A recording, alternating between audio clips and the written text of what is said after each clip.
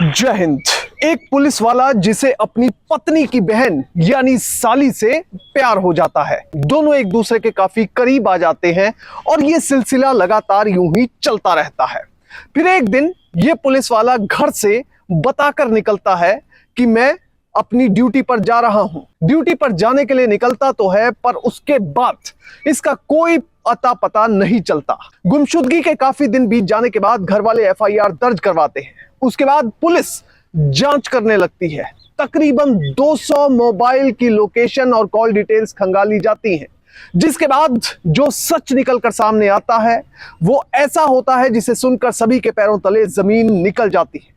इस केस के बारे में बात करेंगे, पर सबसे पहले आपसे अपील कि आप बड़ी संख्या में हमारी वीडियोस को देख रहे हैं पर चैनल सब्सक्राइब नहीं कर रहे, इसलिए अगर इस वीडियो को देख रहे हैं तो फौरन चैनल को सब्सक्राइब कीजिए, बेल नोटिफिकेशन ऑन कीजिए, वीडियो को ज्यादा से ज्यादा शेयर कीजिए और इसके साथ ही अपना कमेंट देना ना भूलें। मैं जानता हूं ये वीडियो आप आखिर तक देखेंगे क्योंकि ये केस है ही इतना दिलचस्प। अब इस पूरे केस को समझने के लिए आपको चलना पड़ेगा राजस्थान के बूंदी में, जहां पर अभिषेक शर्मा और उसका पूरा परिवार रहता है। पोस्टिंग उसकी पुलिस लाइन में है। रोज वो अपने ऑफिस के लिए निकलता है और अपना काम करके घर वापस लौट आता है। 28 अगस्त साल 2019 के दिन भी अभिषेक रोज की तरह ही घर से निकला था। शाम के तकरीबन 7 बजे थे। अपनी बहन शीतला और मां दयावंती को कहता है कि मैं अब दफ्तर के लिए निकल रहा हूं। पुलिस लाइन में दफ्तर था और रोज की तरह ड्यूटी करके वो जिस तरह से घर वापस आता था उसी तरह से घर वाले अब अभिषेक का इंतजार कर रहे थे। 28 तारीख की पूरी रात बीत जाती है। उसके बाद अगले दिन सुबह अभिषेक को घर वापस आना था, पर वो अब 9 से 10 बज चुके हैं, अभी तक घर वापस नहीं आया है। अब जो घर वाले हैं थोड़ा परेशान होते हैं, वो सीधा दफ्तर में फोन करते हैं। जब पुलिस लाइन में फोन लगाया जाता है तो पता चलता है कि अभिषेक तो रात को ड्यूटी पर पहुंचा ही नहीं। अब जैसे ही ये बात मां और बहन को पता चलती है तो वो बिल्कुल हैरान परेशान रह जाते हैं। उन्हें समझ नहीं आता कि अब क्या किया जाए। उसके बाद सभी रिश्तेदारों को फोन किया जाता है। हर रिश्तेदार यही कहता है कि हमारे घर अभिषेक नहीं आया है। तकरीबन 4 से 5 दिन जगह जगह पूछताछ होती रहती है। मां और बहन हर किसी को फोन लगाते रहते हैं, जगह जगह वो लोगों से पूछते रहते हैं, पर कोई फायदा नहीं होता। फाइनली 5 सितंबर के दिन वो थाने में पहुंचते हैं और पूरी कहानी बयान करते हैं कि किस तरह से उनका बेटा, उनका भाई अभिषेक शर्मा घर से निकला था पुलिस लाइन जाने के लिए, पर वो अपनी ड्यूटी पर ही नहीं पहुंचा और उसके बाद वापस घर भी नहीं आया। अब जब एफआईआर दर्ज कर ली जाती है, इस दौरान पुलिस वालों को यह तो पता चल ही जाता है कि वो पुलिस में कांस्टेबल के तौर पर तैनात था, पर इसके साथ ही अब सबसे बड़ा सवाल यह था कि एक पुलिस वाला आखिर गायब कहां हो गया। अब इसके लिए पुलिस ने बहुत बड़ा सर्च ऑपरेशन चलाया। जगह जगह पर तलाशी ली गई और जो अभिषेक शर्मा का मोबाइल फोन था उसकी कॉल डिटेल निकालने की कार्रवाई शुरू हो गई और उसकी जो लास्ट लोकेशन थी 28 अगस्त की, वो कहां पर थी उसे ट्रैक करने की कार्रवाई शुरू हो गई। अब पुलिस जब लोकेशन ट्रैक कर रही थी तो पता चला कि ये लोकेशन, जो लास्ट लोकेशन 28 अगस्त की आई, वो आई देर रात की, राजस्थान के सवाई माधोपुर की, जो यहां से तकरीबन 136 किलोमीटर दूर है। अब यह बात भी पुलिस को समझ आती है, मगर उसके बाद मोबाइल बंद क्यों हुआ, क्या कारण था, यह पुलिस को कुछ समझ नहीं आता। इसके बाद पुलिस की टीम गठित की जाती है। वो टीम सीधा सवाई माधोपुर की उस लोकेशन पर पहुंचती है जहां पर आखिरी बार अभिषेक की मोबाइल लोकेशन ट्रैक की गई थी। ये एग्जैक्ट लोकेशन थी सवाई माधोपुर के बाउली के विजयगढ़ किले की। विजयगढ़ किले में जगह जगह अभिषेक को तलाशा जाता है। उसका कोई कपड़ा, उसकी कोई चीज मिले तो वो चीजें वहां पर बिल्कुल भी नहीं मिलती है। अब इसके बाद पुलिस लोगों को फोटो दिखाना शुरू करती है। अलग अलग लोगों से पूछताछ की जाती है। जो लोकल पुलिस होती है वो मुखबिरों से भी पूछती है। सीसीटीवी कैमरे खंगाले जाते हैं, पर अभी तक पुलिस के हाथ पूरी तरह खाली थे।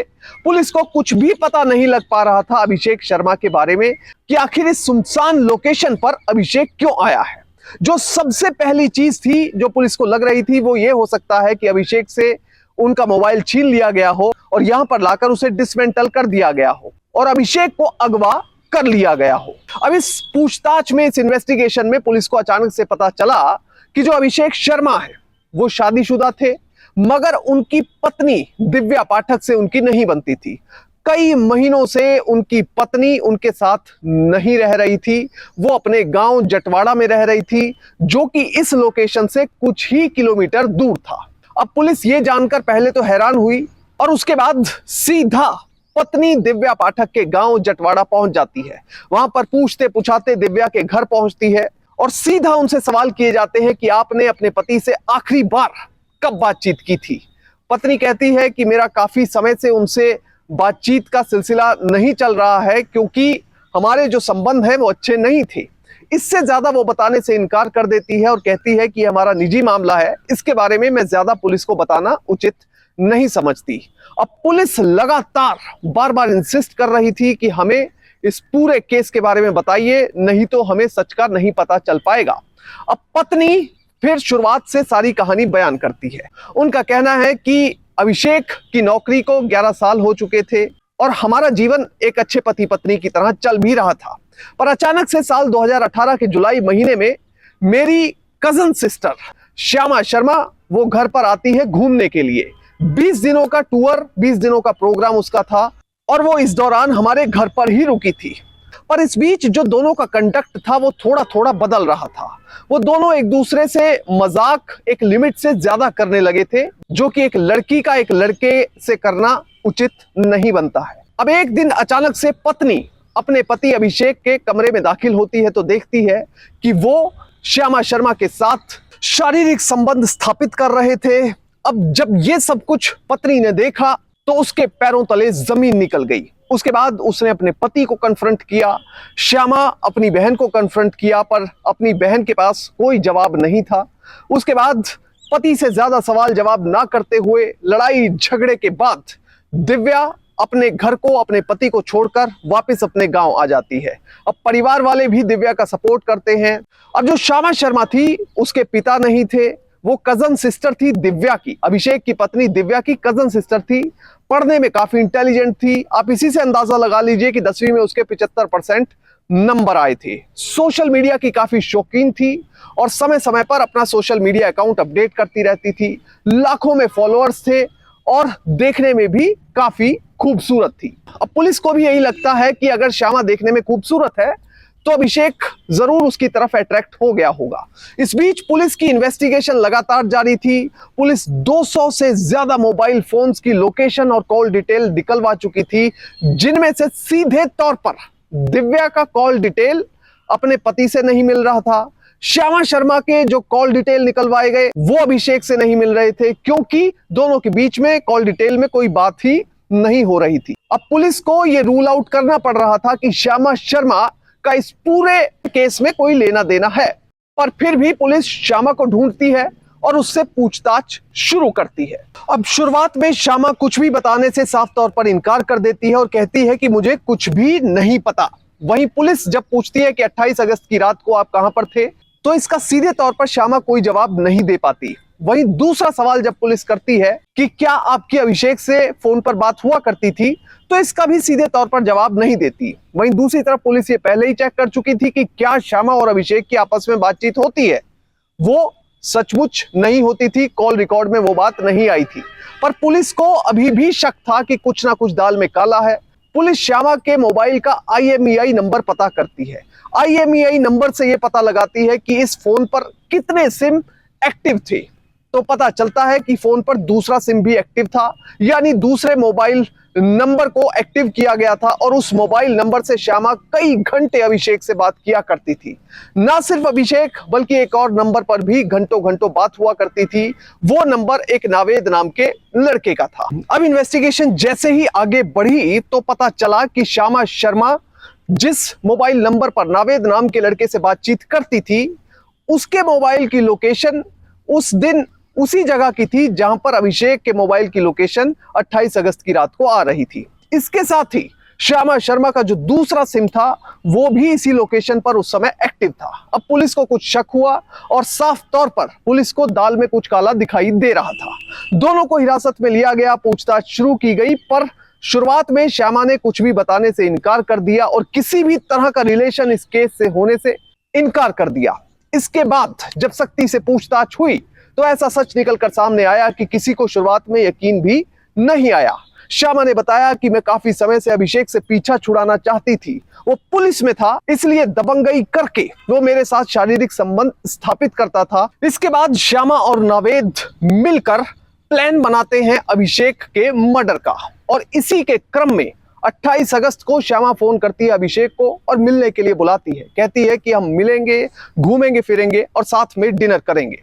अभिषेक ज्यादा सोचता नहीं है और वो फौरन बूंदी से शाम को निकल पड़ता है सवाई माधोपुर के लिए, जो तकरीबन 136 किलोमीटर दूर है।